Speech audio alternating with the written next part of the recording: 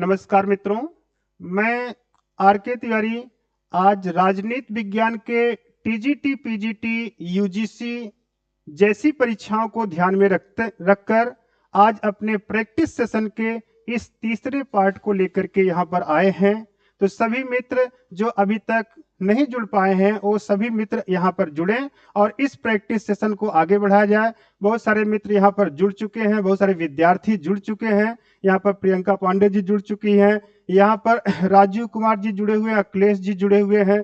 सभी मित्रों को बहुत बहुत साधुवाद देते हुए प्रयागराज की इस धराधरती से आज हम अपने इस विषय के प्रैक्टिस सेशन को आगे की तरफ ले चलना शुरू कर रहे हैं। मित्रों, हम आप सबको अवगत कराएं कि जो आपका एक इंतजार की घड़ी 2022 के विज्ञापन की परीक्षा की तिथि के लिए जो अभी तक आप में एक उत्सुकता थी कि यह परीक्षा कब होगी, कैसे होगी, यह लेकर के जो आपके मन में एक संशय चलता था, आप सभी इससे रूबरू हो गए होंगे कि यह परीक्षा अब आपको निश्चित कर दी गई है, जहां पर आपको टीजीटी की परीक्षा, पीजीटी की परीक्षा अप्रैल के एक संभावित डेट के रूप में आपको सामने कर दिया गया है। अर्थात आपके सामने एक मिशन की शुरुआत रख दी गई है।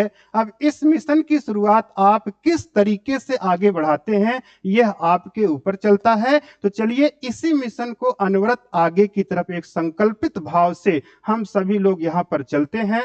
मां सरस्वती की कृपा आप सब पर बनी रहे। सदैव मैं साधुवाद देते हुए अपने इस शब्द को आज इस शुरू करते हैं कि जो हमने अभी तक प्रैक्टिस सेशन को यहाँ पर लाए हैं, उस प्रैक्टिस सेशन में आज हमारा जो प्रैक्टिस सेशन होगा वह आपको हमारा तीसरा प्रैक्टिस सेशन है। पहले तो आप इस बात को क्लियर हो जाएं कि आज हम तीसरे प्रैक्टिस सेशन पर चल रहे हैं। हमने 2 प्रैक्टिस सेशन को 100 प्रश्न तक पूरा किया है और सभी विद्यार्थियों तक यह पहुंचाने की कोशिश किया है कि आप किस तरीके से परीक्षा हाल में अपने आप को संतुलित बनाते हुए प्रश्नों को सॉल्व करेंगे। ऐसा हमने 2 प्रैक्टिस सेशन में आपके सामने प्रस्तुत किया है। इसी आशा विश्वास के साथ अभी हमारे सारे मित्र जुड़ नहीं पाए हैं, सभी लोग जुड़े और प्रैक्टिस सेशन को आगे की तरफ बढ़ाया जाए। तो इस तरीके से क्रमवार जितने भी लोग जुड़े हुए हैं, जो जुड़ भी रहे हैं, सभी को मैं साधुवाद देते हुए ईश्वर की अनुकंपा को आगे बढ़ाते हुए कि यह अवसर मिला है कि हम दूर दराज के लोगों से जुड़ करके इस प्रैक्टिस कार्य को आगे बढ़ा रहे हैं। तो आज हम इस 5 दिसंबर की जो घड़ी है, इस 5 दिसंबर की घड़ी को यादगार बनाते हुए अपने प्रैक्टिस सेशन को आगे की तरफ करेंगे। और आज का एक पहला प्रश्न आपके स्क्रीन के सामने आ ही गया है कि आप बताइए कि इसका सही उत्तर क्या होगा। तो आप सब समूचे एकदम से निश्चित हो गए होंगे कि आपके 24 के जो एग्जाम की तिथि है, जो आपको अभी तक दिसंबर जनवरी का चल रहा था, यह एकदम सुनिश्चित हो गया है कि आने वाला 2025 आपके लिए एक गोल्डन चांस बन करके कार्य करेगा। उसके लिए आप पूरी तैयारी से जुड़े, पूरे भाव से जुड़े, साथ में जुड़े, हम आपके साथ चलते हैं। इसी भाव के रूप में अभी हमारे कुछ उत्तर आ चुके हैं। हमारे जो प्रिय विद्यार्थी के रूप में राजीव कुमार जी हैं, लगातार 2 बार से मैंने दोनों प्रैक्टिस सेशन में उनको जुड़ते देखा है। उन्होंने बहुत अच्छा एक उत्तर दिया है कि सत्य बोलना एवं ऋण को चुकाना न्याय है, यह किसका कथन है। तो हमें कथन बताना है। आपके सामने 4 विकल्प है, थ्रेसिमेकस, सिफालस, पोलीमार्स, ग्लाउकन। तो आपने एक उत्तर हमें प्राप्त हुआ है कि ये आपका बी का सही होगा। बिल्कुल यही उत्तर हमारे प्रैक्टिस सेशन का सही है। आप समझिए, यह आपका प्लेटो के न्याय सिद्धांत की विचारधारा देता है। प्लेटो जब आदर्श राज्य की बात करता है तो आदर्श राज्य में न्याय की बात करता है, दार्शनिक राजा की बात करता है, साम्य की बात करता है और शिक्षा की बात करता है। प्रिय विद्यार्थियों, बताना चाहते हैं कि न्याय के सिद्धांत में जब परंपरागत न्याय की बात आती है तो उसी परंपरागत न्याय के एक विचारक सिफालस हैं, जिन्होंने यह अपना स्टेटमेंट दिया है कि सत्य बोलिए और दूसरे के जो लिए हुए ऋण है उनको चुकता कर दीजिए, यही न्याय है। बिल्कुल मैं भी यही न्याय मानता हूं। न्याय यही होना चाहिए, हमें सत्यवादी होना चाहिए और प्रयास करना चाहिए कि जो चीज ली गई है समय के अंदर उसे पहुंचा देना चाहिए। तो आज की इस प्रातः काल की बेला में पहले प्रश्न का एक अच्छा जवाब मिला है। मैं भी चाहता हूं कि जितने हमारे प्रिय विद्यार्थी के रूप में हैं, हमारे भाई बंधु के रूप में हैं, वे सभी लोग यहाँ पर जुड़े और जुड़ करके अपने को लाभान्वित होते हुए हमें भी यहाँ पर एक मनोबल को आगे बढ़ाने की कोशिश करें। मैंने बार बार कहा, अब प्रतीक्षा की घड़ी नहीं रह गई है, क्योंकि एग्जाम एकदम सन्निकट आ गया है। 4 महीने का समय बहुत बड़ा समय नहीं माना जाता है। मित्रों, आपको इस पर लग करके कार्य करना होगा। आपको लग रहा है कि सर पहले ही क्लास में तमाम व्याख्यान शुरू कर दिए हैं। कोई बात नहीं है, हम एक आपको सेशन के आगे चलने के लिए, लक्ष्य को प्राप्त करने के लिए एक हमारा तरीका है कि आप जुड़े और इससे लाभान्वित हों। तो सही उत्तर हमें मिला है बी का। चलिए हम आगे की तरफ बढ़ते हैं। प्रश्न संख्या आपके सामने सेकंड है। बहुत ही अच्छा प्रश्न है, सुंदर प्रश्न है। आप सभी इससे जानते हैं, सब लोग इसका जवाब दें। यहाँ पर जितेंद्र जी भी जुड़ रहे हैं और जुड़े और जल्दी से इसका जवाब दें। कहते हैं, न्याय शक्तिशाली का हित है, यह कथन किसका है? बताना होगा। एक स्टेटमेंट है, न्याय शक्तिशाली का हित है, और यह किसका कथन है? आपके सामने यहाँ पर विचारकों का नाम है। प्लेटो का कथन है, अरस्तु का कथन है, थ्रेसिमेकस का कथन है, या लाख का कथन है। तो क्या जवाब मिला? बहुत अच्छे राजू कुमार जी, जितेंद्र जी, बहुत बढ़िया, बहुत अच्छे। आप सबकी ये प्रैक्टिस सेशन बहुत अच्छा शुरू हो गया है। और यहाँ पर प्रियंका पांडे ने कहा ए। प्रियंका जी थोड़ा सा ध्यान रखिएगा, यह एकदम न्याय शक्तिशाली का हित है, यानी उग्रता को प्रदर्शित करता है। प्लेटो के न्याय सिद्धांत में 3 सिद्धांत थे।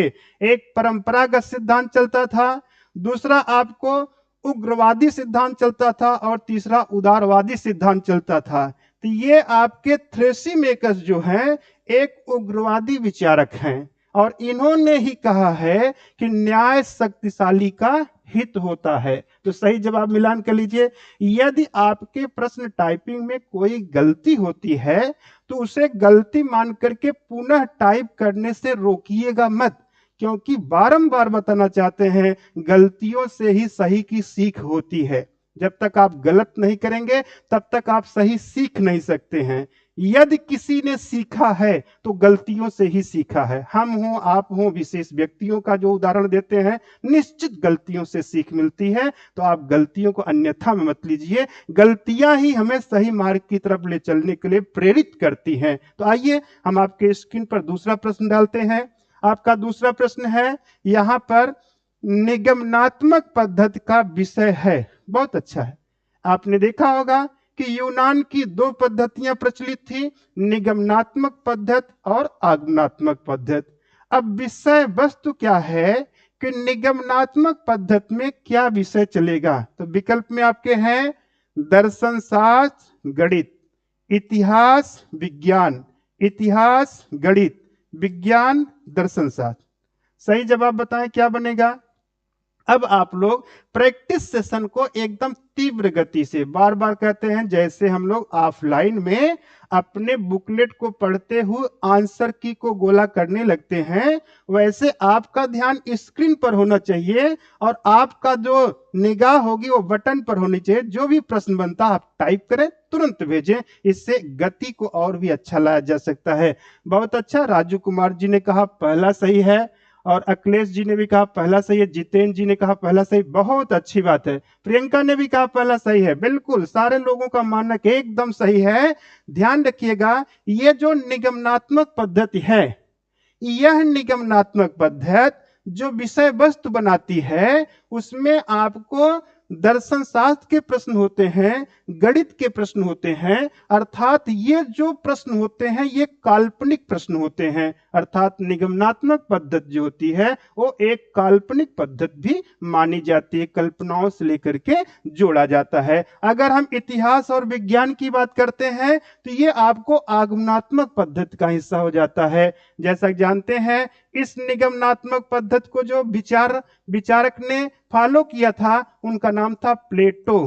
तो प्लेटो जो थे ये निगमनात्मक पद्धति के मानने वाले थे, लेकिन यहीं पर जो आगमनात्मक पद्धति का हिस्सा बना था इसके मानने वाले अरस्तु का स्वरूप आता है। तो बातें एकदम आप क्लियर हो गए होंगे। इस लाइव प्रैक्टिस सेशन के राजनीति विज्ञान में हम यहां पर आपको सुंदर प्रैक्टिस सेटों का एक सेशन लाए हैं। मैं आर के तिवारी अनवरत आपके इस कार्य को आगे बढ़ाने के लिए अपने इस वीजियो कैरियर पॉइंट चैनल पर कृत संकल्पित हैं और हमारे श्रेष्ठ हमारे एक मार्गदर्शक केडी सिंह सर बारंबार कहते हैं, KD Singh IAS academy Prayagraj का एक माना जाना चेहरा, आज उसी का यह परिवर्तित स्वरूप है जिन्होंने वीजियो करियर पॉइंट के माध्यम से शिक्षा जगत में अपना एक अद्वितीय चमत्कार के लिए एक संकल्पित होकर के विद्युत जनों को इस टीम पर लाने का प्रयास किए हैं।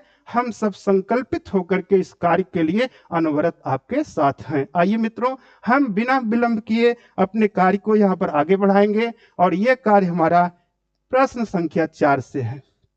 कहते हैं, प्लेटो में सुकरात पुनः जीवित हो गया, यह कथन किसका है? बहुत अच्छी बात है। प्लेटो में सुकरात पुनः जीवित हो गया है, यह कथन किसका है? आपके सामने लेनिन, हाब्स, फोस्टर, मैक्सी।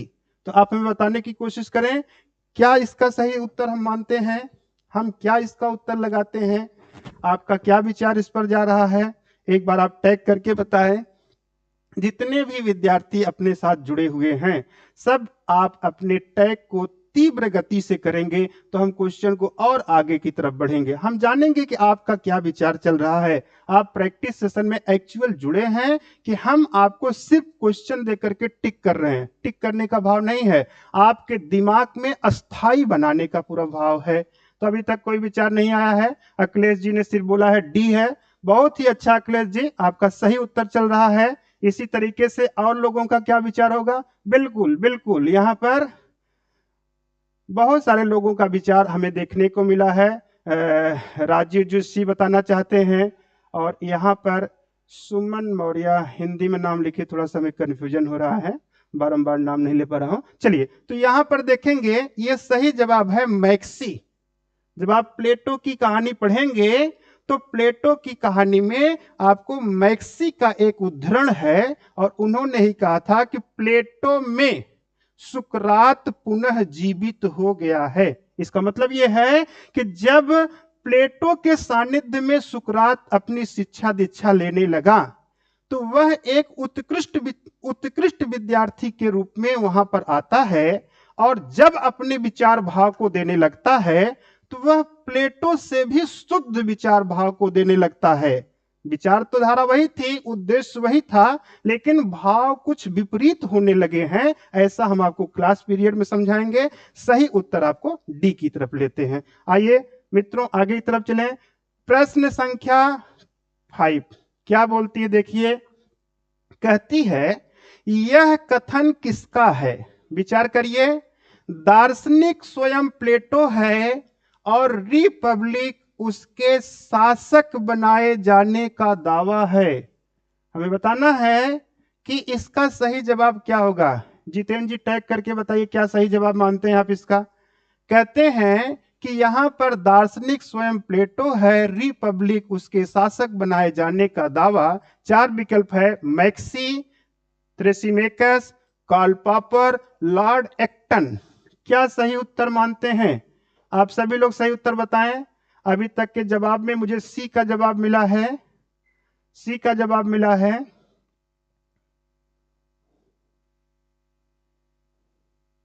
बहुत सारे मित्र बहुत अच्छा जवाब दे रहे हैं। ए का जवाब यहां पर आ रहा है। सही आपका क्या जवाब बनेगा? यहां पर सही जवाब क्या बनेगा?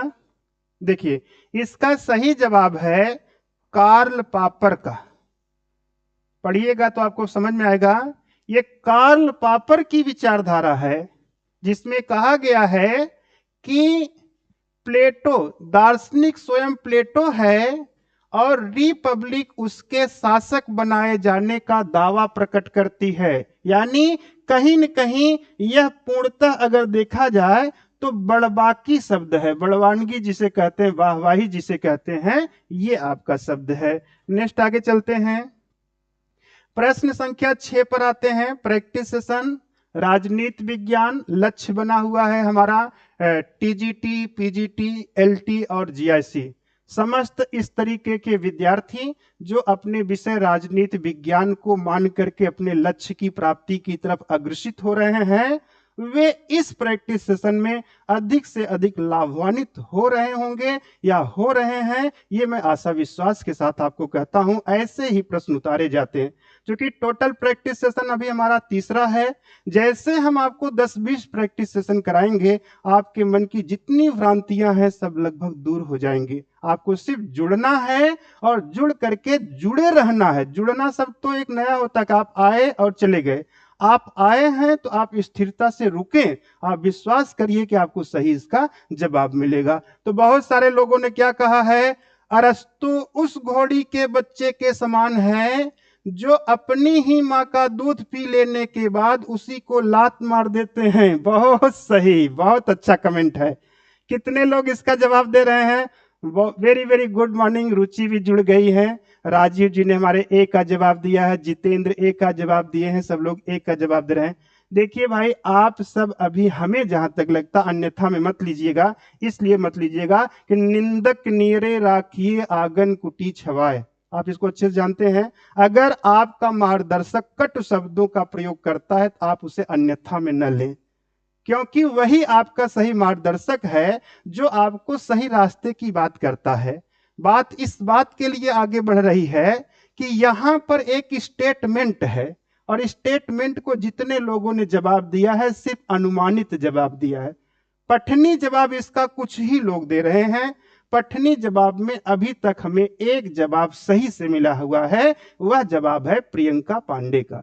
प्रियंका पांडे ने कहा है सर डी सही है, और बहुत ही उत्तम जवाब। अभी तक में जितने जवाब हैं उत्तम है। सुनिए क्या बात है, ये आपको उस समय की कहानी है जब अरस्तु अपनी विचारधारा के माध्यम से लोगों के सामने जब विचार को रखता है तो प्लेटो की विचारधारा टूटने लगती है और अरस्तु की विचारधारा से लोग सहमत होने लगते हैं। आप सोचिए, अगर गुरु का अपमान होने लगे, शिष्य अपने आप को आगे बढ़ने लगे, तो गुरु को कहीं पीड़ा जरूर होगी कि आप आगे बढ़ो, यह शुभकामना है, लेकिन मेरी विचारधारा को खंडित करके आगे बढ़ो, ये तो तुम ऐसे गद्दार निकले जिसका कोई शब्द नहीं। ये तो भाव यही होगा ना। यही भाव प्रकट करता है जब प्लेटो की विचारधारा खंडित होने लगी और अरस्तु की विचारधारा का जयकार होने लगा, तब प्लेटो ने क्रोध भरे शब्दों में कहा था कि अरस्तु उस घोड़ी के बच्चे के समान है जो अपनी ही मां का दूध पीने के बाद अपनी ही मां को लात मार देता है। शायद मेरी बात से अगर सहमत हैं तो आप सभी एस लिखें, अगर सहमत नहीं हैं तो कोई बात नहीं है। हम अगले प्रश्न पर आते हैं। नेक्स्ट प्रश्न है प्रश्न संख्या 7। क्या कह रहा है? कह रहा है जो व्यक्ति राज्य के बाहर रहता है वह या तो देवता है या तो पशु। यह कथन किसका है? बहुत अच्छा प्रश्न, बहुत ही एकदम चुनिंदा प्रश्न।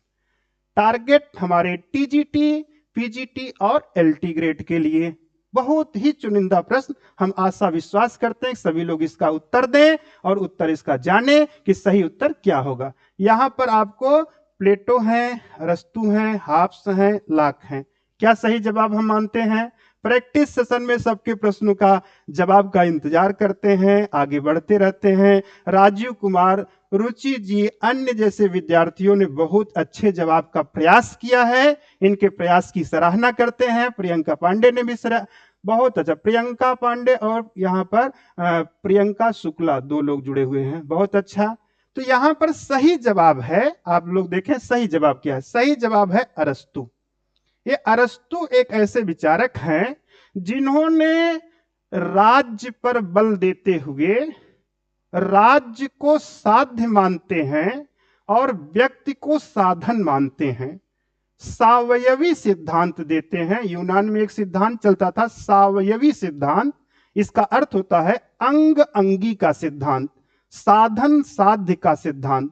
यह सिद्धांत जब चलता है तो उस सिद्धांत में राज्य जब सर्वश्रेष्ठ होगा तो जाहिर सी बात है कि राज्य के बाहर जो व्यक्ति रहेगा उसका कोई विकास नहीं है, जो राज्य के अंदर है उसका विकास है, रक्षा है, सुरक्षा है।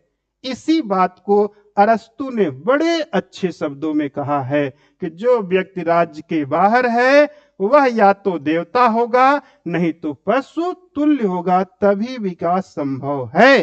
अनदर राज्य के बाहर कोई विकास नहीं। तो बहुत सारे लोगों के उत्तर अच्छे मिले हैं, बहुत अच्छी बात है। चलिए सेशन को आगे बढ़ाते हैं। प्रैक्टिस सेशन 8 में देखिए क्या है।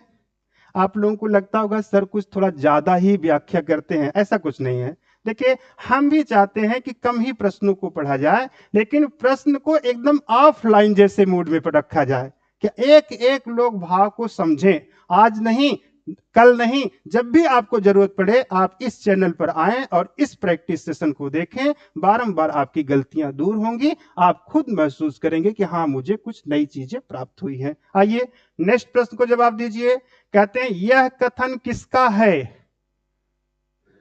लोकतंत्र उन्हीं देशों में उपयुक्त है जहां लोग शिक्षित होंगे और चरित्रवान होंगे।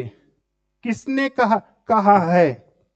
तो यहां हाब्स जैसे विचारक, लाक जैसे विचारक, जेसमिल जैसे विचारक और बेंथम जैसे विचारक हैं। तो हमें विचारकों की विचारधारा देखनी है। 8वें का क्या जवाब मिला है? अभी हमें जितेंद्र पटेल जी का एक जवाब मिला है, सर बी का जवाब सही होना चाहिए। और लोगों का इंतजार करते हैं। सभी लोग इस पर एक बार अपने कमेंट लिख करके बताएं कि सर क्या इसका सही मानते हैं। चलिए हमें दिखाएं कि क्या सही आपने दिया। आपको एक अवसर है। बहुत अच्छा। प्रियंका शुक्ला बता रही है सी, रुचि बता रही है बी, राजू जी ने भी बताया बी सही है। बिल्कुल सारे लोगों का प्रयास एकदम सही होना चाहिए। और भी कुछ प्रयास देखिए, आप सबके प्रयास अपने आप को यह मान करके कहिएगा कि हमने अभी कितने दिन से हाब्स लाक रूसो को रिवीजन किया है। हम आपको देख नहीं रहे हैं, लेकिन हम आपसे कहते हैं कि आप एकदम विचार करके कहिएगा कि हमने हाब्स लाक रूसो, बेंथम मिल ग्रीन के टॉपिक को कितनी बार रिवीजन किया है। मेरे प्यारे मित्रों, आप सभी को यह अवगत कराएंगे कि परीक्षा की तिथि सुनिश्चित हो गई है। अब जाग जाइए। जागना ही आपके लिए लाभदायी होगा। और अगर आप नहीं पढ़ पाते हैं तो आप हमसे जुड़े, हम आपकी चीजों को पढ़ पढ़ के सुनाते हैं। आप निश्चित बातों को सुन समझ करके भी अच्छा कर सकते हैं इस अपने निश्चित समय पर। तो इसके लिए मैं आपको एक क्लास का ड्यू बताऊंगा कि कब से ये हमारी ऑनलाइन कक्षाएं आपके लिए मार्गदर्शन करेंगी, ऑफलाइन कक्षाएं कब से मार्गदर्शन करेंगी। सारी चीजें सूचना मिलेंगी, आपकी चीजें क्लियर हो जाएंगी। आपने क्या देखा? आपने देखा कि लोकतंत्र उन्हीं देशों में उपयुक्त है जहां के लोग शिक्षित और चरित्रवान हैं। इसकी विचारधारा किसने दिया? तो आपने देखा बहुत सारे लोगों का जवाब मैंने बी सी डी के रूप में देखा है। सही जवाब है जे एस मिल।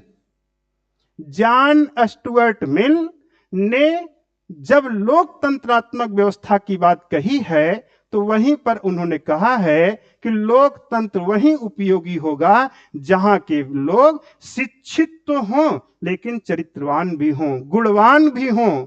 गुण तो मिले लेकिन गुण का भी एक अच्छा संकलन भी हो। ये बात जे एस मिल ने कहा है और इसका सही उत्तर है। एकदम सहमत हो गए हो मेरी बात से? आइए नेक्स्ट प्रश्न, प्रश्न संख्या 9। आपको ये प्रश्न संख्या 9 आपको सुमेलित करना है। बहुत अच्छा प्रश्न है। आप जरा मेल करके बताएं, जितेंद्र जी मेल करके बताएं कि आपका क्या सही बन सकता है। तो यहां पर देखिए, यहां है, देखिए यहां कह रहे हैं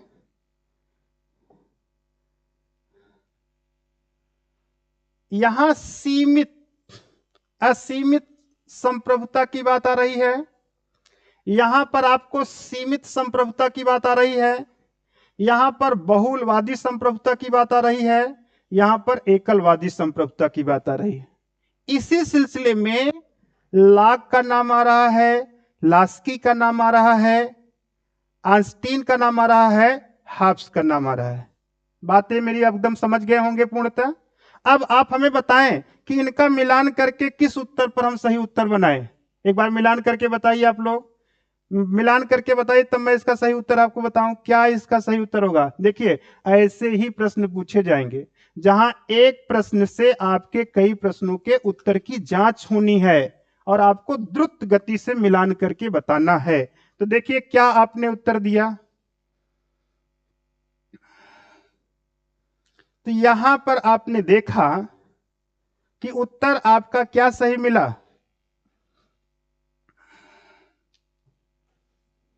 कोई जवाब नहीं, किसी का कोई जवाब नहीं।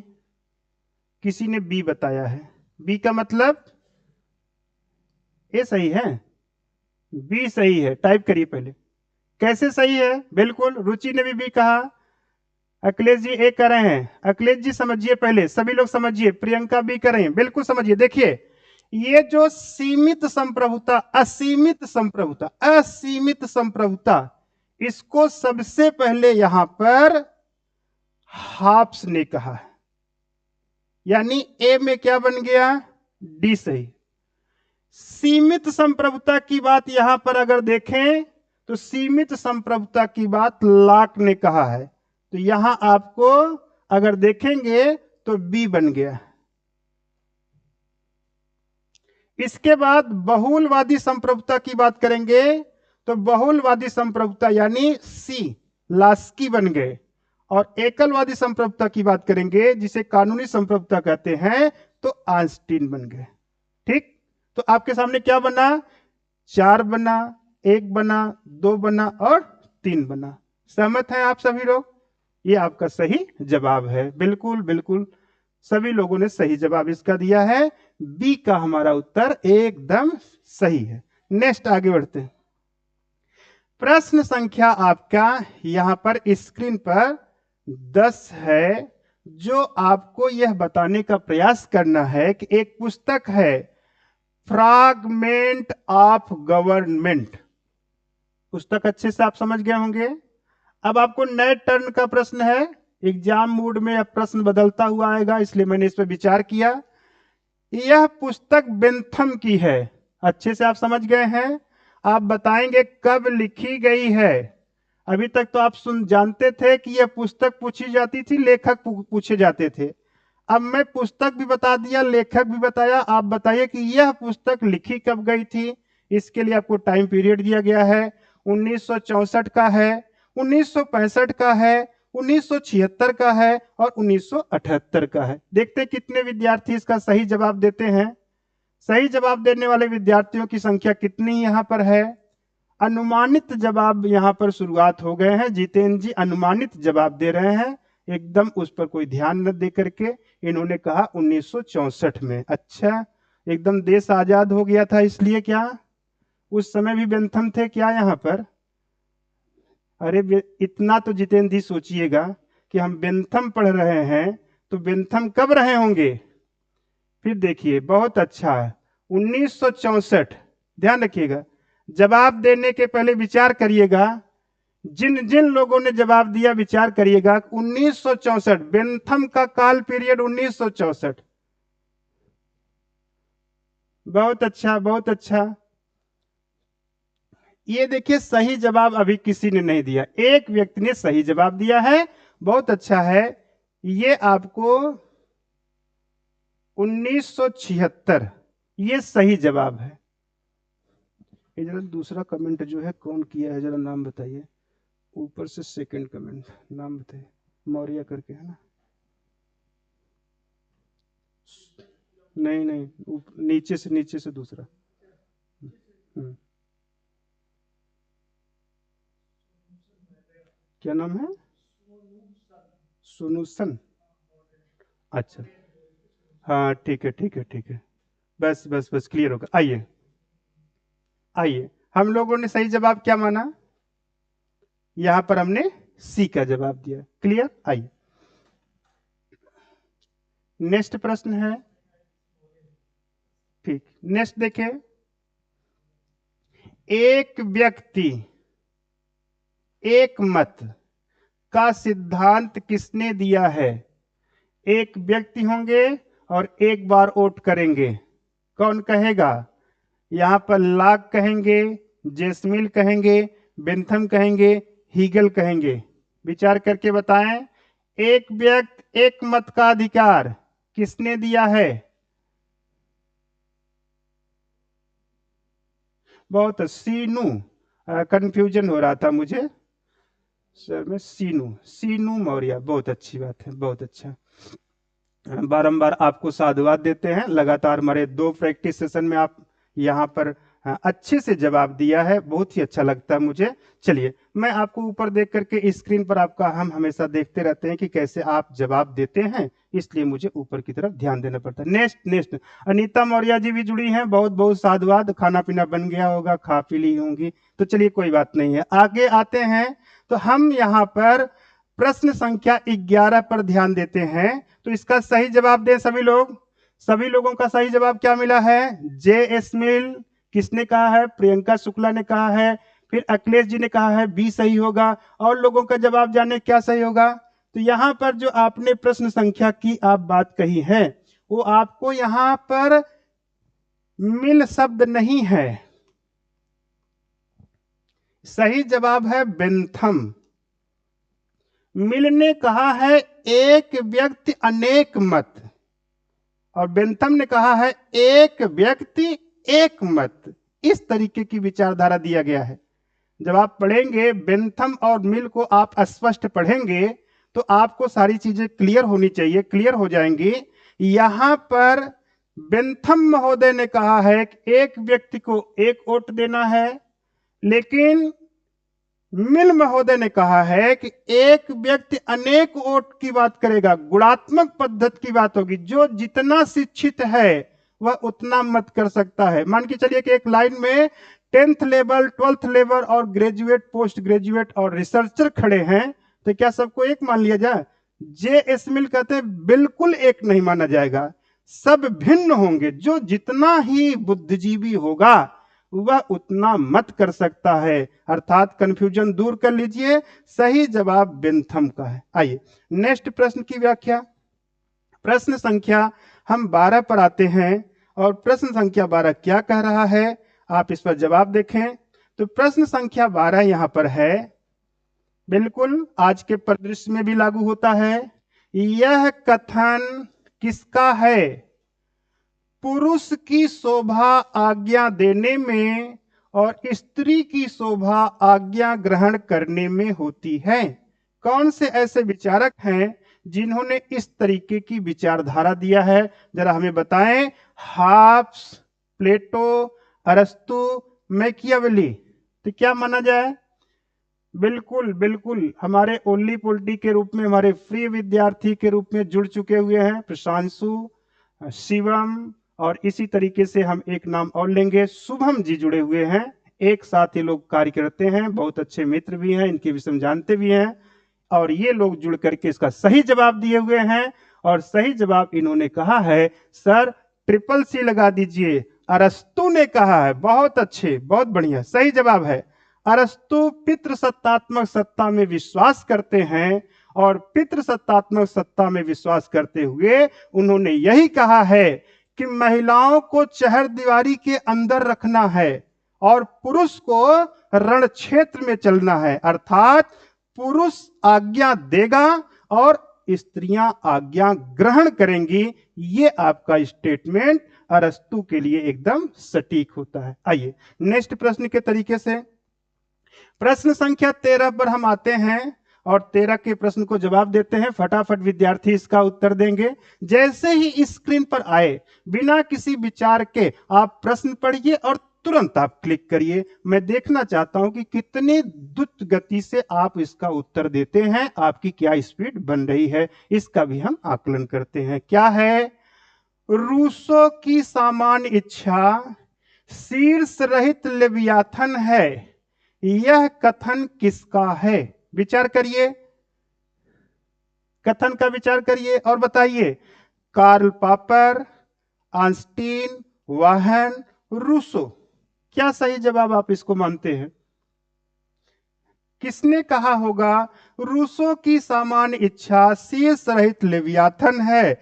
यह कथन किसका है?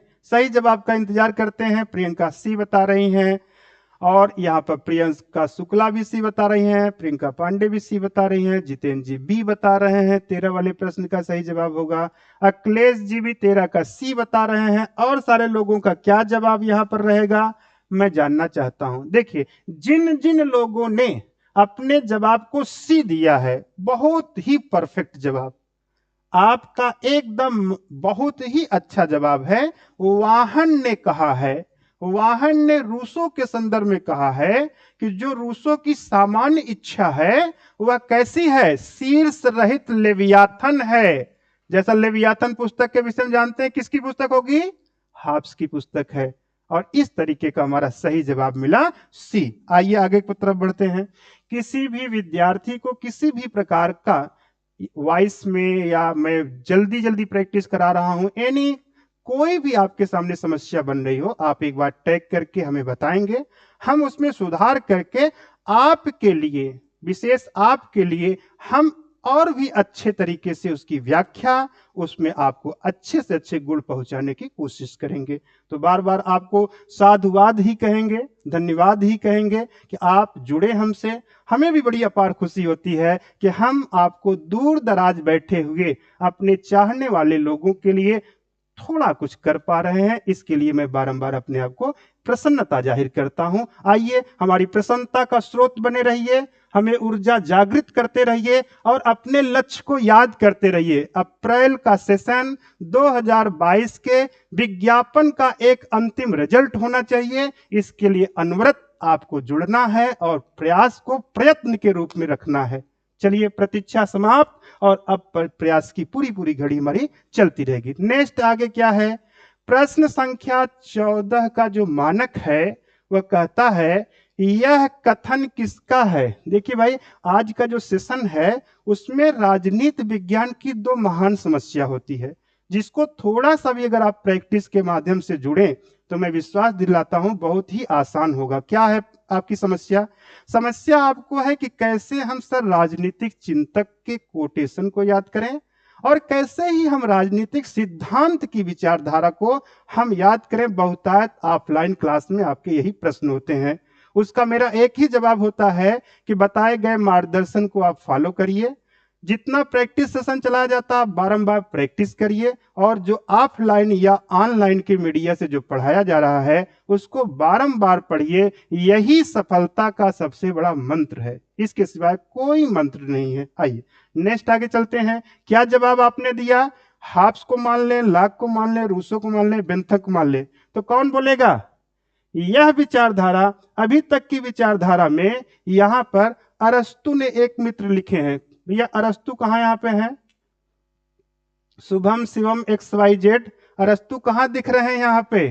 कोई अरस्तु दिखा है यहां पे? अपने मन से लिख रहे हैं। अरस्तु ने कहा है, रुचि ने कहा, अरस्तु ने कहा है। अरे अरस्तु नहीं रहेंगे तो नहीं काम चलेगा।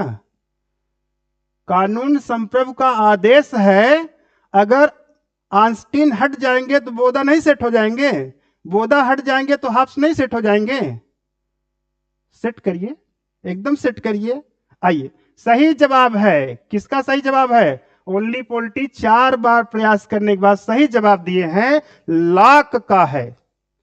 आधुनिक काल के लॉक पहले विचारक हैं जिन्होंने यह कहा है, मनुष्य एक सामाजिक प्राणी है।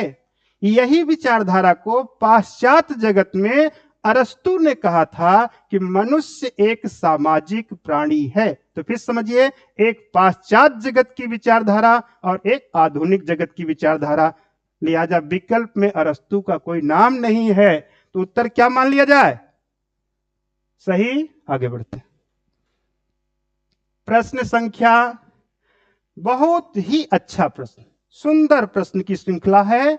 आपको बताना है, आपका एकदम स्वमूल्यांकन हो रहा है। यहां पर आपको दिखाना है कि आपके मूल्यांकन में कितना आपने कमेंटेड कार्य किया। बताइए आप लोग, सभी लोग। एक पुस्तक है, टू ट्रिटीज ऑन गवर्नमेंट, मैंने नाम भी लिख दिया, किसकी है? लॉक की पुस्तक है। अब आपको बताना होगा लिखा कब गया है, विचार करके बताइए। आपके स्क्रीन पर है 1675, 1680, 1685, 1690। तुरंत आप लोग द्रुत गति से अपने आंसर की भरते हुए हमें टैग करें और बताएं। ओनली पोल्टी बोल रहे हैं सर 1889। हमें लग रहा है इनके टाइप करने में कोई त्रुटि हो रही है, बारंबार गलत जवाब दे रहे हैं। इनके कभी कभी होता है ना, किसी को अगर न समझिए तो बातें थोड़ी सी गलत होती हैं। कभी होता है कि आप सही तो करते हैं लेकिन टाइप की कमी हो जाती है। हाँ, अब हमें थोड़ा समझ में आ रहा है। बिल्कुल डी का जवाब आपका सही चल रहा है। चलिए, बहुतायत विद्यार्थी, यहाँ पर अखिलेश जी सी बता रहे हैं, प्रियंका सी बता रही हैं, और प्रियंका पांडे ने भी 1990 का जवाब दिया। बहुत अच्छा। जिन विद्यार्थियों ने 1990 का जवाब दिया है एकदम उनके लिए राइट आंसर है। आप उनसे देखें, आप जो चीजें नहीं समझ पाते हैं आप उसको गोला करके आप बैठें, पेन पेंसिल लेकर के बैठें और उसे आप लिख भी लिया करिए। ऐसा नहीं बस ऐसे मारे आगे बढ़ते चले गए। मैं आपको तो नहीं देख रहा हूं लेकिन मैं आपको एक सजेस्ट करता हूं। हमारे देखिए अनीता मौर्य जी बहुत एक्सपर्ट हैं। 1990 में बहुत अच्छा, हम तो कर रहे हैं 2024 में, ये है 1690। अपने उस कमेंट को हटाइए और 1690 का सही उत्तर दीजिए। नेक्स्ट प्रश्न, आचार्य मनु ने अपनी कर व्यवस्था में कृषि कर संस्तुत किया है। बताना है कि ये जो मनु की कर प्रणाली थी, सप्तांग सिद्धांत आपने मनु का पढ़ा है, बिल्कुल पढ़ा होगा। तो मनु ने अपने सप्तांग सिद्धांत में अपनी कर प्रणाली निर्धारित किया था। आपको बताना होगा कितना निर्धारित किया था। यहां है उपज का 5वां भाग, उपज का 6ठा भाग, उपज का 7वां भाग, उपज का 8वां भाग। बताइए मेरे प्यारे विद्यार्थी, क्या सही हो सकता है?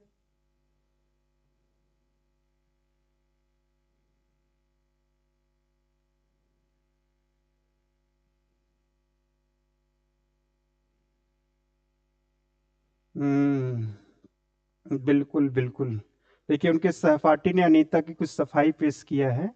मैं मान रहा हूं कि आप निश्चित सही कह रहे हैं कि कुछ होते हैं, अपनी चीजें बारंबार नहीं करना है। आइए, ठीक है, अगर हम कुछ कमेंट में ऐसा बोलते हैं तो मेरा ऐसा कोई भी इशू नहीं होता है कि आपको हर्ट किया जाए। मैं जानता हूं कि मैं पहरेदार के रूप में जगाने के लिए 9 बजे से खड़ा हूं। आप जागिए और अपने लक्ष्य की तरफ अग्रसित होइए। निश्चित किसी विद्वान ने कहा है, उठो, जागो और तब तक संघर्ष करते रहो जब तक आपका मिशन पूरा न हो जाए। तो अब मैं आपको जगाने के लिए बारंबार आऊंगा और मिशन तब तक नहीं पूरा होगा जब तक पूरा नहीं होगा। हम आपको अवश्य जगाते रहेंगे, ये भी मैं आपको संकल्पित होकर के बता रहा हूं। क्या जवाब आपने दिया? जिन लोगों ने जवाब दिया है कि उपज का 6ठा हिस्सा होगा, एकदम सही जवाब है। तो ये आपका प्रश्न संख्या 16 का सही जवाब मिला, उपज का 6ठा हिस्सा। नेक्स्ट आगे चलते हैं।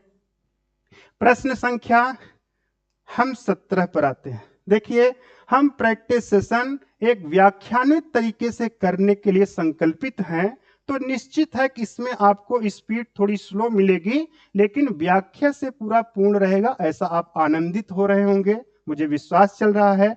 इसी के लिए हम एकदम हर बिंदुओं पर व्याख्या करते हुए चल रहे हैं।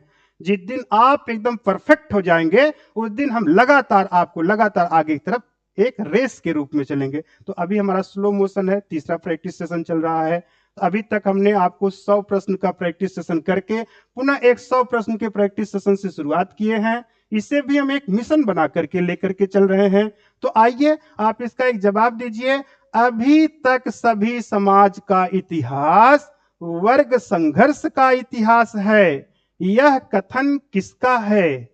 मार्क्स का है, लेनिन का है, स्टालिन का है और माओ का है। तो बताइए इसका सही जवाब क्या होगा?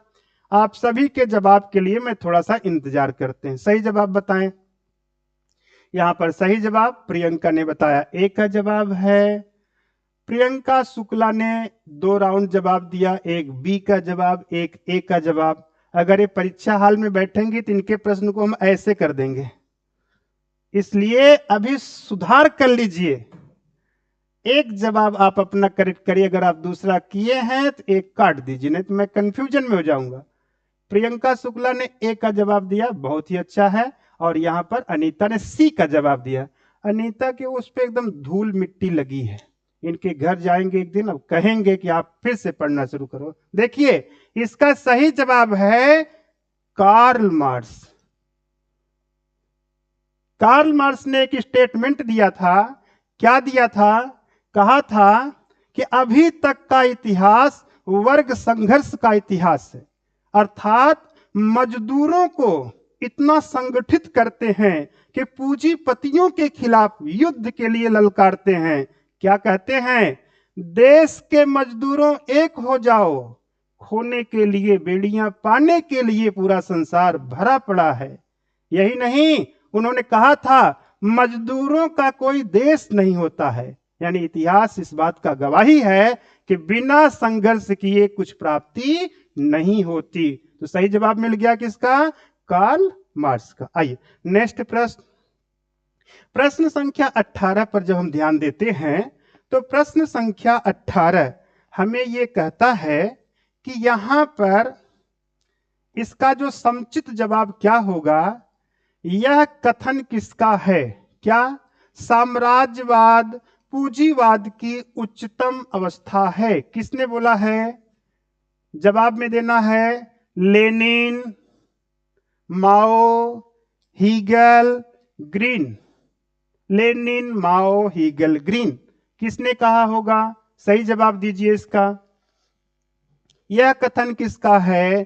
साम्राज्यवाद पूंजीवाद की उच्चतम अवस्था है। तो यहां पर आपको सही जवाब क्या मिला? अभी तक का हमको जवाब प्रियंका शुक्ला ए। फटाफट आप लोग टाइप करें। आपके उत्तर से हम आगे की तरफ बढ़ते हैं। यहां जितेंद्र जी ने भी, जितने गलत सही हो सकते हैं आप एकदम करें। सही का निर्धारण करने के लिए ही तो हम यहां पर खड़े हैं। जब मुझे ये पता नहीं चल पाएगा आप गलत हैं कि सही हैं, तो हम बोलते चलें, आप श्रोता बन के सुनते रहें। आप श्रोता न बने, आप यहां पर अपने आप को एक्टिव विद्यार्थी के रूप में उस बटन को बराबर टैग करते रहें जो आपको सही उत्तर देता हो। सही है गलत? आगे देखिए, बहुत सारे उत्तर हमें आ गए हैं। अब हमारे उत्तर में बी का उत्तर आया है, ए का भी उत्तर आया है। मैं सही आकलन जानना चाहता हूं, इसका सही उत्तर हमने क्या देखा है? इसका सही उत्तर का जवाब अभी तक जो आपको प्राप्त हुआ है वह आपको लेनिन का जवाब। लेनिन की विचारधारा आप जानते होंगे। वैज्ञानिक जो समाजवाद कार्ल मार्क्स के द्वारा बनाया गया था, उस कार्ल मार्क्स के वैज्ञानिक विचारधारा को सबसे पहले एक देश में लाने की विचारधारा का जो संकल्पित स्वरूप प्राप्त हुआ था वह लेनिन के माध्यम से प्राप्त हुआ था। अर्थात लेनिन ने अपना एक स्टेटमेंट दिया था, साम्राज्यवाद पूंजीवाद की उच्चतम अवस्था मानी जाती है। तो सही जवाब आपका है ए। आगे बढ़े, चलिए नेक्स्ट प्रश्न, प्रश्न संख्या 19। एक देश एक नारा बुलंद किया था। बहुत अच्छा, एक देश एक नारा किसने बुलंद किया था मेरे भाई? जरा बताएं। यहां पर देखिए मिस्टेक हुआ है, यहां है लेनिन, यहां है टालिन, यहां है ट्राटस्की, यहां है प्लेटो। ये टालिन नहीं है, इसका सही नाम है स्टालिन। क्या नाम है? स्टालिन नाम। अब आप इसको काट करके समझें। अब आपका विकल्प मैं ये बना दिया बी। अब सही उत्तर बताइए, क्या सही उत्तर बनना चाहिए? किसने कहा था एक देश एक नारा, यानी एक समाजवाद एक देश में? किसने कहा है? यहां पर बी का जवाब मुझे अतिरिक्त मिल रहा है, अखिलेश ए का जवाब दे रहे हैं। सही जवाब यह है कि लेनिन की विचारधारा को आगे बढ़ाने के लिए जब ट्राटस्की और स्टालिन एक मंच पर खड़े होते हैं तो वहीं पर स्टालिन ने ट्राटस्की को मंच से हटा दिया। हटाने का मतलब युद्ध से हटा दिया, ऐसे नहीं कहा भाग जाओ। अरे उसने सख्त प्रदर्शन किया और सख्त प्रदर्शन करते हुए सत्ता अपने हाथ में ली। और जब सत्ता अपने हाथ में ली तब उसने सत्ता का पूरा अपना उद्धरण देने लगा और पहली बार कहा एक देश होगा और उसका एक अपना नारा होगा। यह सबसे अच्छा काम स्टालिन ने किया है। तो आप हमारे उत्तर से सहमत हो गए होंगे, आपका बी सही उत्तर है। आगे बढ़े, नेक्स्ट प्रश्न है प्रश्न संख्या 20। क्या है प्रश्न संख्या 20? यह कथन किसका है? राज्य वर्ग संघर्ष की असाध्य अभिव्यक्ति है। किसने कहा होगा? सभी जुड़े विद्यार्थी इसका उत्तर दें। विकल्प में है लेनिन, स्टालिन, माओ, ट्रॉट्स्की। राज्य वर्ग संघर्ष की असाध्य अभिव्यक्ति है, यह कथन किसका है? क्या जवाब मिला? बी का जवाब मिला, ए का जवाब मिला। सही जवाब है लेनिन। यह आपका ए का जवाब सही। ठीक है, आइए देखा जाए नेक्स्ट प्रश्न, प्रश्न संख्या 21 पर आइए और देखिए क्या कह रहा है। बहुत अच्छा प्रश्न है, विचारणीय प्रश्न है, विचार करके बताएंगे। सभी लोग इस पर विचार करके बताएंगे। यह कथन किसका है? आज का प्रैक्टिस सेशन मुख्यतः हमें कथन कारकों से जोड़ करके चल रहा है। जो कमी हमें समझ में आती है उस पर हमने अतिरिक्त फोकस करने की कोशिश किया है। अभी तक के प्रैक्टिस सेशन 1 और 2 में हमने संतुलित आपको संविधान के प्रश्न और संवैधानिक करंट अफेयर के प्रश्नों को अधिक संकलित किया था, रखा था।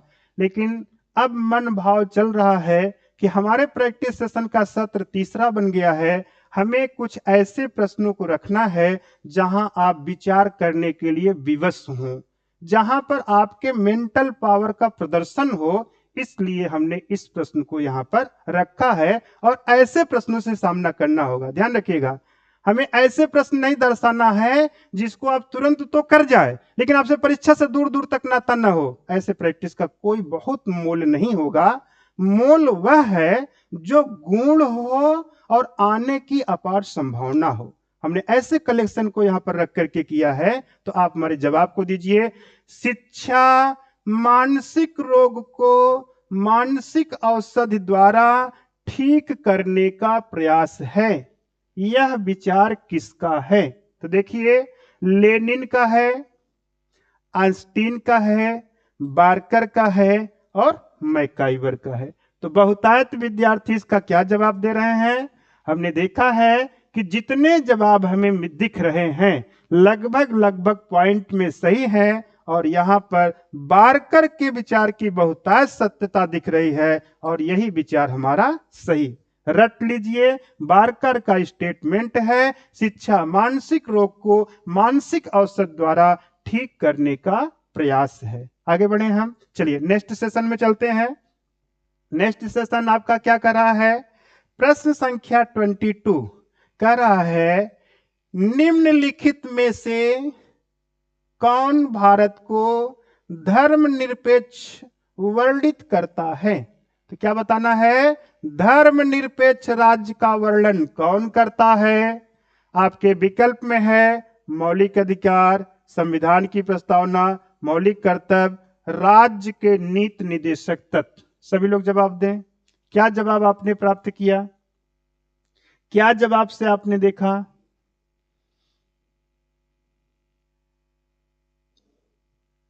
कोई जवाब अभी तक नहीं आया। बताना चाहते हैं कि यह बहुत ही अच्छा प्रश्न है और यह आपके भारतीय संविधान की आत्मा का प्रश्न है। आत्मा शब्द से तो आप एकदम इंगित हो गए होंगे। बी का जवाब हमें रुचि से मिला है, अनीता ने भी बी का जवाब दिया है, सोमिनी, सबके बी के जवाब लगभग आ रहे हैं। तो आप देखेंगे तो ये जो बी का जवाब है वह आपको भारतीय संविधान की प्रस्तावना है और इसी भारतीय संविधान की प्रस्तावना में भारत को धर्मनिरपेक्ष राज्य की संज्ञा दी गई है। कैसा राज्य? धर्मनिरपेक्ष राज्य दिया गया है। ठीक है, आगे बढ़े। बिल्कुल, हम प्रश्न संख्या नेक्स्ट आते हैं और प्रश्न संख्या नेक्स्ट 23 बोलता है, निम्न में से कौन सी भारतीय संविधान की विशेषता नहीं है? मैंने बारंबार कहा, जब ऐसे नहीं के शब्द आएंगे तो यहीं आप ऐसे अंडरलाइन कर देंगे, जिससे दिमाग में नहीं शब्द खोजना शुरू करे। तो आपने नहीं शब्द में क्या देखा? संसदात्मक सरकार, अध्यक्षात्मक सरकार, स्वतंत्र न्यायपालिका, संघात्मक सरकार। क्या हम नहीं शब्द ले लें? विचार करके हमें बताएं, भारतीय संविधान की विशेषता में क्या नहीं शब्द हो सकता है इसमें?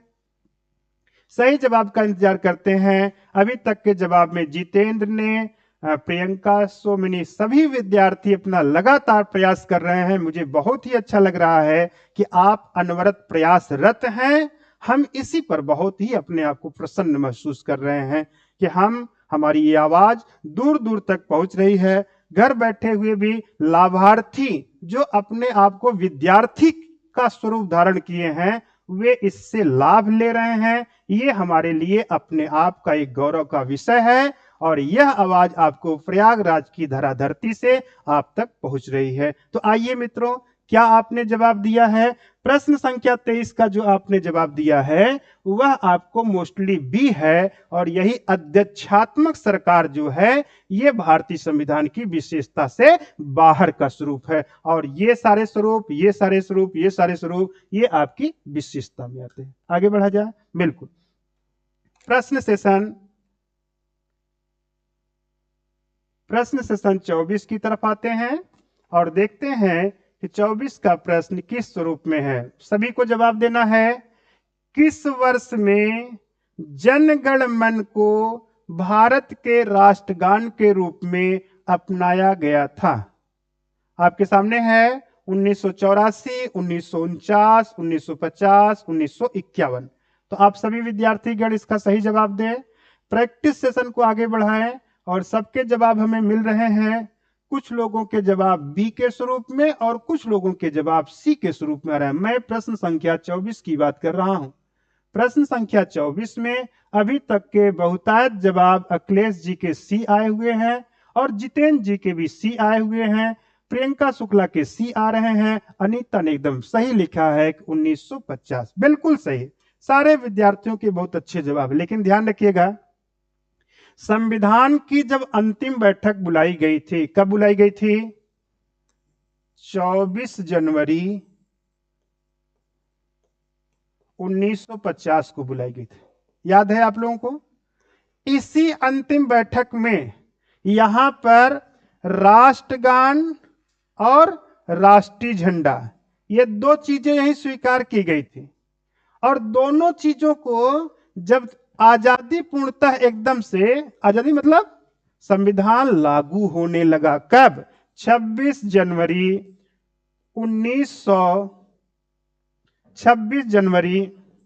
काट दे रहा हूं, 1900 जब 50 को ये चीजें लागू होने लगी तो जो चीजें नहीं स्वीकार में आई थी उनको उसी क्षण स्वीकार किया गया और तुरंत ही उनको क्या कर दिया गया? लागू कर दिया गया। इस भावावेश में हमारा इसका समूचा उत्तर जो मिला वो आपको मिला 1950। आप अच्छे से संतुष्ट हो गए होंगे। हम प्रश्न को आगे की तरफ ले चलते। प्रैक्टिस सेशन अपने मानक 25 प्रश्न तक पहुंच चुका है। नियर अबाउट हमने आपको 1 आवर्स का एक अच्छा समय लिया है। हम 1 आवर्स के प्रयास में, यह प्रयास रहेगा कि 30 से लेकर के 35, 40 प्रश्न तक पहुंचे और उसकी व्याख्या के आधार पर एक अच्छा सॉल्व किया जाए। ये हमारा एक प्रयास रहेगा। तो आज का प्रयास मेरा यही रहेगा कि हम 35 प्रश्न तक यहां पर चलेंगे। 30, 35। तो आपको 10 प्रश्न के साथ अभी जुड़े रहना होगा। इसके साथ हम लोग आगे की तरफ बढ़ेंगे। आइए, भारतीय राष्ट्रीय ध्वज में ये जो चक्र है किसका प्रतीक है? अभी तक आप सिद्धांत पढ़ते हुए अब संविधान के सामान्य प्रश्नों पर चल रहे हैं, जिनको आपने कभी एकेडमिक करियर के बेसिक क्लास में आपने किया होगा। तो जाहिर सी बात है इसका उत्तर आप समझ रहे होंगे। न्याय की व्यवस्था देगा, भाईचारे की व्यवस्था देगा, स्वतंत्रता की बात करेगा या समानता की बात करेगा? क्या उत्तर आप सभी का मिला? बिल्कुल सही है, सबके उत्तर सही दिख रहे हैं। ये न्याय की परिपाटी की बात करता है। मैं सबके उत्तर से सहमत हूं, यहाँ पर न्याय का विचार है। नेक्स्ट प्रश्न पर बढ़ते हैं। नेक्स्ट प्रश्न क्या कह रहा है? भारतीय संविधान से संबंधित प्रश्न देखिए, कहता है संविधान के निम्नलिखित में से किस प्रावधान के अंतर्गत भारतीय संसद को नया राज्य बनाने का अधिकार होता है? तो नए राज्य कब बनते हैं मेरे भाई? यहां पर 1, 2, 3, 4 अनुच्छेद हैं, और ये सारे अनुच्छेद जो हैं ये आपके संविधान के भाग 1 के विषय हैं। कितने भाग के विषय हैं? भाग 1 के विषय हैं। तो अब आप हमें बताने की कोशिश करिए कि कौन सा अनुच्छेद ऐसा है जो नए राज्यों की बात करता है। तो अभी तक के जवाब में ए का जवाब है। रुचि बोल रही ए, प्रियंका बोल रही ए, ये कौन सा जवाब होता है? ए कौन सा जवाब बनता है भाई?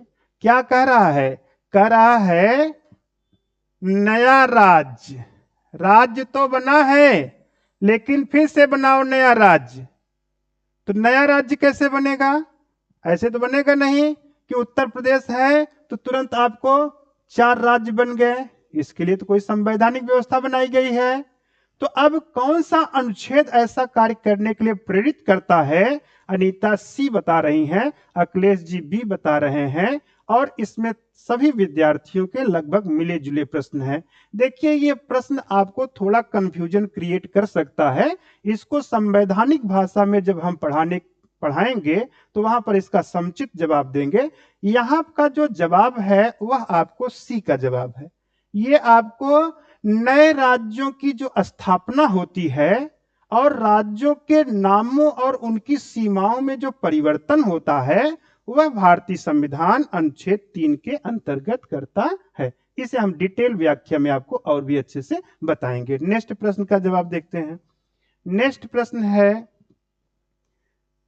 संविधान के प्रथम अनुच्छेद के अनुसार भारत है। बहुत अच्छी बात है।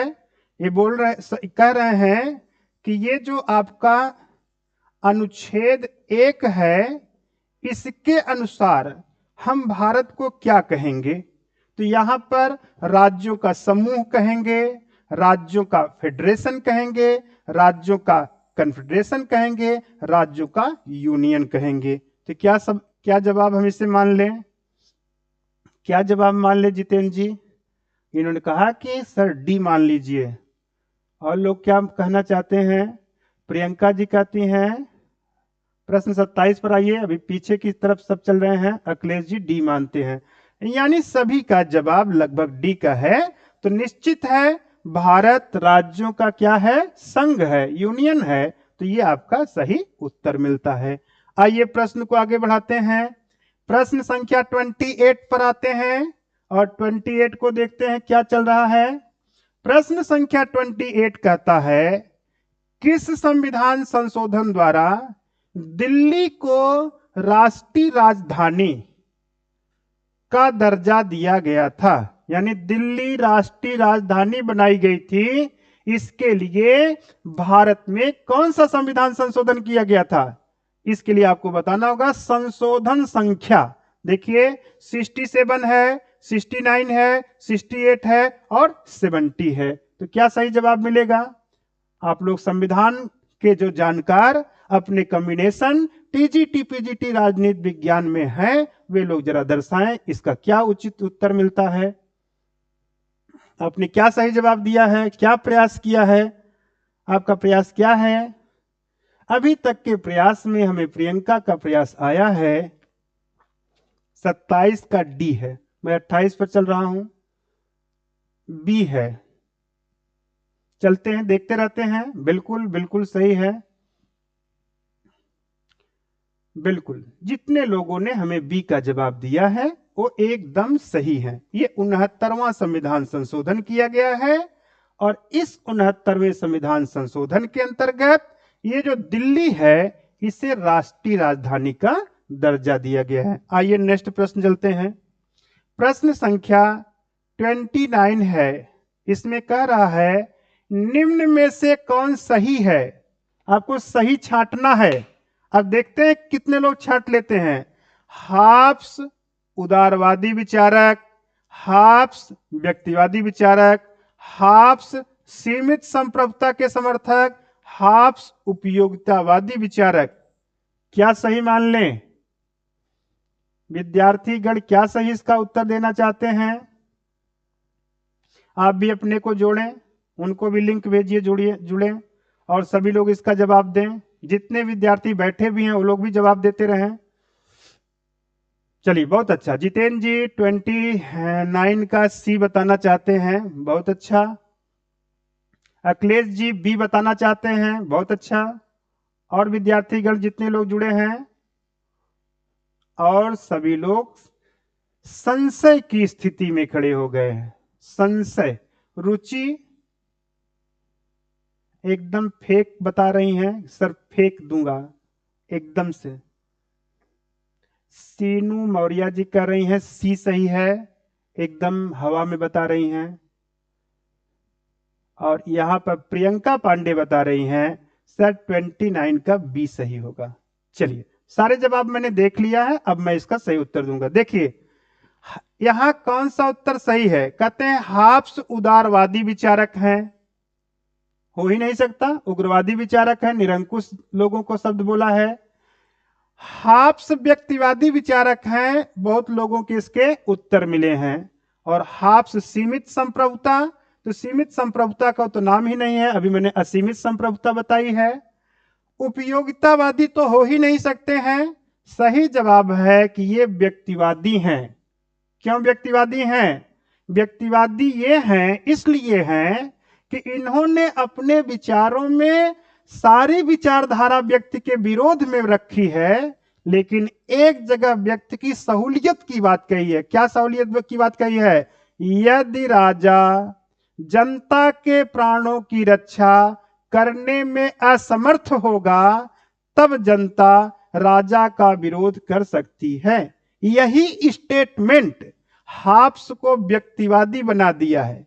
क्या बना दिया है? व्यक्तिवादी बना दिया है। इसलिए इसका सही उत्तर होगा हाब्स एक व्यक्तिवाद के समर्थक माने जाते हैं। क्योंकि पूर्ण अधिकार नहीं दिया, इसलिए जनक नहीं बन पाया। लाख पूर्ण अधिकार देते हैं, इसलिए व्यक्तिवाद के जनक हो जाते हैं। आइए नेक्स्ट प्रश्न। प्रश्न संख्या 30। अपने मानक पर हम पहुंच चुके हैं। प्रश्न संख्या 30 है और आपके सम्मुख है, व्यक्ति को स्वतंत्र होने के लिए बाध्य किया जा सकता है, किसके कथन के माध्यम से? विकल्प है रूसो का, बोदा का, जेसमिल का, हाब्स का। क्या उत्तर हम जानना चाहते हैं सही बनेगा? सभी लोग विचार करके प्रश्न संख्या 30 की बात करें। व्यक्ति को स्वतंत्र होने के लिए बाध्य किया जा सकता है, यानी मनुष्य एक स्वतंत्र प्राणी है। यानी क्या है? स्वतंत्रता के संदर्भ में। चलिए देखते हैं कितने लोगों ने जवाब दिया। ए का जवाब आया है जितेंद्र जी का, और यहां पर 30 के जवाब में अभी तक ए का जवाब आया है। सही उत्तर है रूसो का विचार है। रूसो ने स्वतंत्रता विषयक प्रश्न पर कहा था कि मनुष्य जो है वह स्वतंत्र तो जन्म लेता है, लेकिन सर्वत्र हथकड़ियों में बधा रहता है। अर्थात स्वतंत्रता की इच्छा प्रकट करने वाले ये रूसो एक हमारे विचारक हैं। नेक्स्ट प्रश्न पर चले हम लोग। प्रश्न संख्या 30 तक हमने बात किया है। प्रश्न संख्या 31। अब आपके सामने हमारे 3 प्रश्न, हम 35 हमारा कमेंटेड है। 5 प्रश्न की श्रृंखला हम देखेंगे, द्रुत गति से कितने लोग सही जवाब देते हैं उनके हम नाम को काउंट लेते हैं। चलिए नेक्स्ट है, इनमें से किसने सर्वेंट्स ऑफ इंडिया सोसाइटी की स्थापना की थी? यहां पर स्वामी विवेकानंद, जी के गोखले, स्वामी दयानंद सरस्वती, आर एस लोहिया। सही जवाब देखते हैं किसका मिलता है सबसे पहले। 31 जितेंद्र जी ए बताते हैं।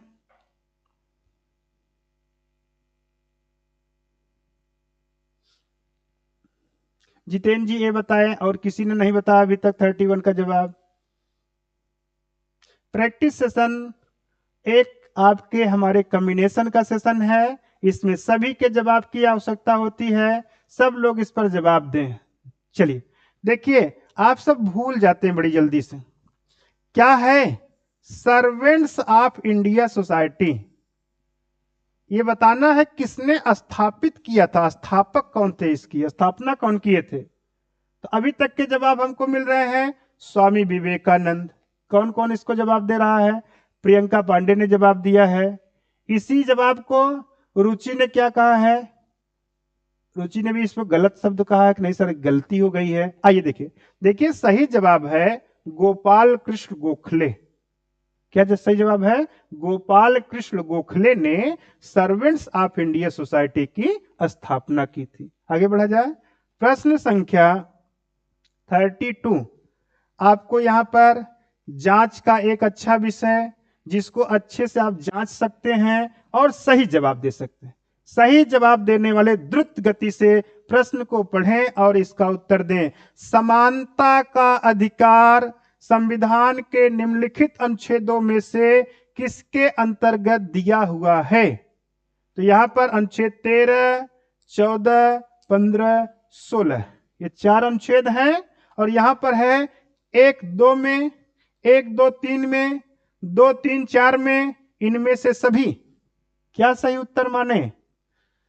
प्रयास करने वाले जितने भी हमारे द्रुत गति के विद्यार्थी हैं सही जवाब दें। बहुत अच्छे, फर्स्ट क्लास, बहुत बढ़िया। अभी तक के सुंदर उत्तर हमें एक मिले हुए हैं। आगे और उत्तरों को हम जांचना चाहते हैं, क्या कहना चाह रहे हैं आप?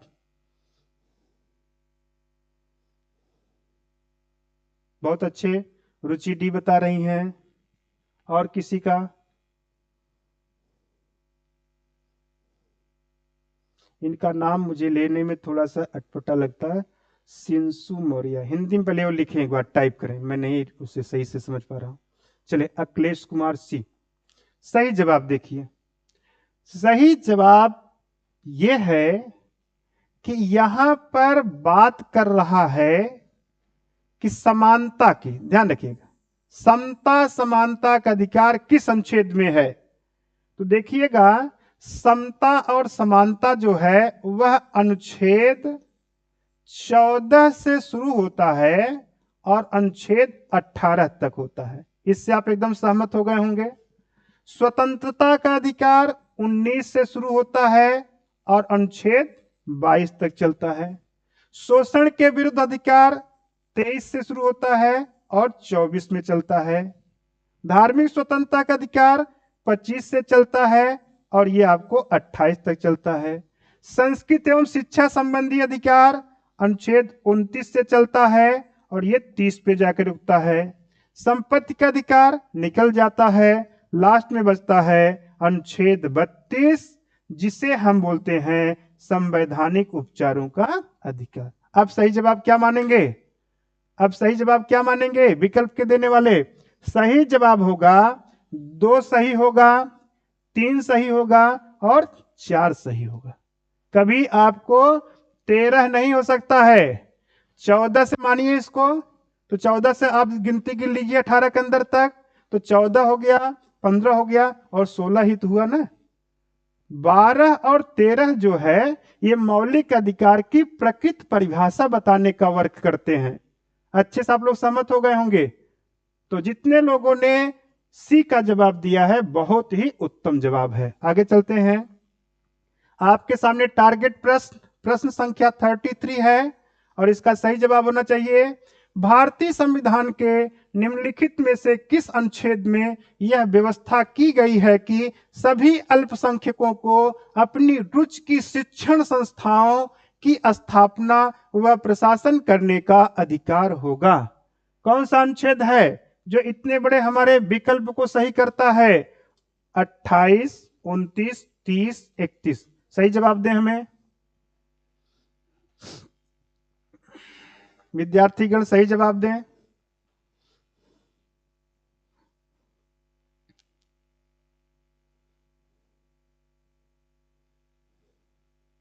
अभी तक का जो हमें उत्तर मिला है वह 33 में हमें 2 उत्तर मिले हैं, बी का मिला है और डी का मिला है, और यहां पर अखिलेश का ए का मिला है, अनीता का 29 मिला है।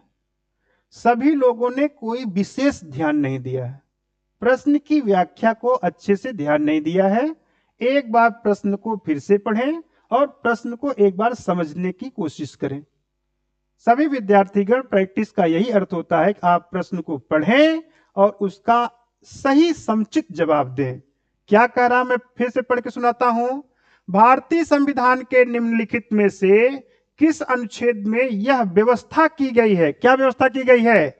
अल्पसंख्यकों को अपनी रुचि की शिक्षण संस्थाओं की स्थापना करें और वहां अपने प्रशासन का अधिकार बनाएं। अब बातें समझ में आ गई होंगी पूरी चीजें। व्यवस्थित उत्तर दें हमें। किसी ने इसका अभी तक, 1-2 लोगों के उत्तर आए हैं। जितेंद्र जी अब घूम गए हैं, बोल रहे हैं सी। बिल्कुल सही है, आपका ये सी का जवाब सही है। जिन भाई बंधुओं ने उत्तर दिया है वो सी का सही है। अब आप सी कैसे है समझिए। देखिए, सी इसलिए है कि आप 29 से लेकर के 29 और 30 समझिए अपनी बारीकी को।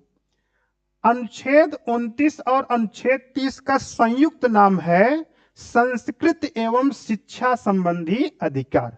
आपने समझ लिया। अब 29 में क्या है? 29 में यही भाषा है कि अल्पसंख्यक वर्ग के लोग